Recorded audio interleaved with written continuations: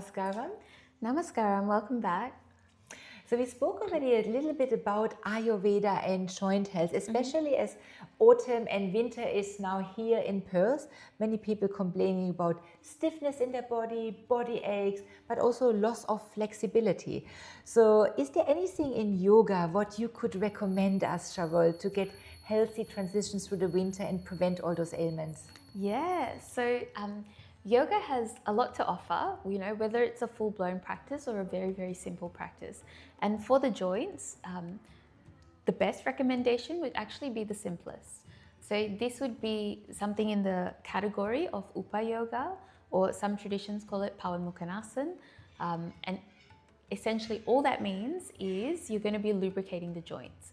So rolling the joints is one of them. So you're using your breath, along with certain movements in different directions. So all body joints, yeah? Mm-hmm. So you'll work from your neck, you'll do your arms, you'll do your knees, squatting, just getting that range and that movement happening in the body. Is there direction, so we should start from the neck downwards, or can we choose which joint?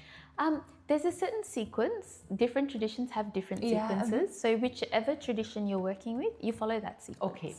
Yeah, because it's designed in a specific way. So there's no fixed, start from the head to work downwards or start from the feet to work upwards. It's not fixed like that. It just depends which tradition you're practicing with as to what you do. Yeah. And it's a very simple practice, but at your joints, there's energy nodes. And these energy nodes meet, so within the human system, they meet and they form nodes at the joints. So your joints are actually these storehouses of energy. And Karin, you mentioned the kapha dosha building up and accumulating, and that feeling of I'm tired and I just want to snuggle up with a hot chocolate and heaviness cake. in the joints as well, and maybe even swelling in the joints. Yeah, and heaviness in the body and just a feeling of overall sluggishness. When you start to do Upa Yoga, what will happen is this sluggishness will literally be eradicated. So when you wake up in the morning, it's a good idea to do it in the morning. Because naturally, when you wake up, the first thing you want to do is stretch, right? Like you're going to be getting out of bed, Cats early in the morning, they do that? Yes, cats and dogs have a tendency to do that because they know. Because whenever you're not lubricating the joints after you're lying down, especially when you're lying down for a long period of time, like sleep, lubricating the joints becomes really essential, because otherwise that stiffness and sluggishness will start to build up, and also the chance of injury increases. Absolutely, definitely. So taking care of your joints is so essential. And I mean, when you think about a joint, it's a little thing, yet the function, if you look at your thumb, the function of that joint, if you take it away, the things that we can't do without it is quite phenomenal. We don't realize how much they're actually doing. And it's only because of a joint that we can do most of the things that we can do. So let's protect our joint, let's do those practices. So a simple joint rotation, starting from the neck down, or depending on which tradition we follow. Correct. So you'd be doing that to lubricate the joints, activate the system, and also increase your mobility. Now, Karin, you mentioned flexibility. So something in Hatha Yoga something in Hatha Yoga that is used to improve flexibility is, of course, diet. So a very purified diet, like sattvic type diet. And in addition to that, Hatha Yogis take a lot of ghee.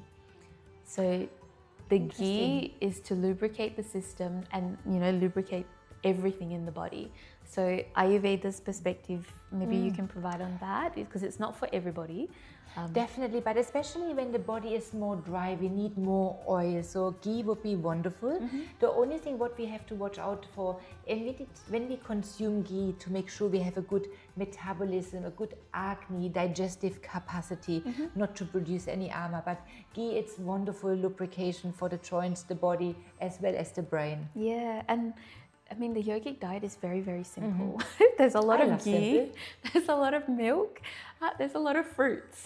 But then also important, nothing cold. So the milk should be ideally boiled first, so not cold milk drinks. Definitely not cold. Now, different traditions will use different things in terms of what they eat. So some, depending on the type of yoga you're practicing, but this is a whole nother video.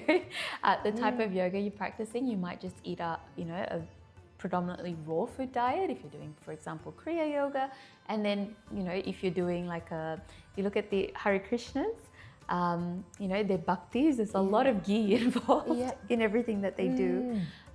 So it depends what you're doing as to what you're going to do and what you're going to consume with the body, because you have to have the right fuel in the body to ensure there's no obstructions in there, that the body's working in the most efficient way for the way you want to push it. Wonderful. I think that's great.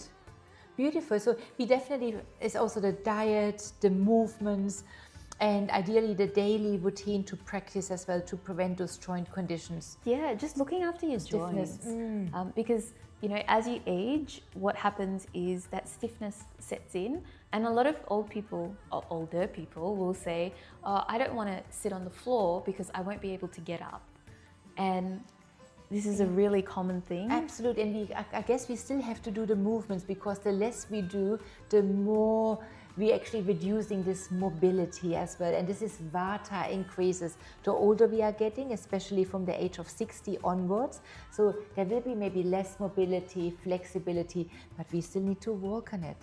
Most definitely. If we don't use it, you know, like they say, if you don't use it, you lose it. So yeah, making sure you use the body. Wonderful. I hope that helps you. Yes, thanks, Sharol. So useful tips, so I get my joints rotating from tomorrow morning. Thanks, Sharol. You're very welcome. And namaste. We'll see you next time. Namaskara.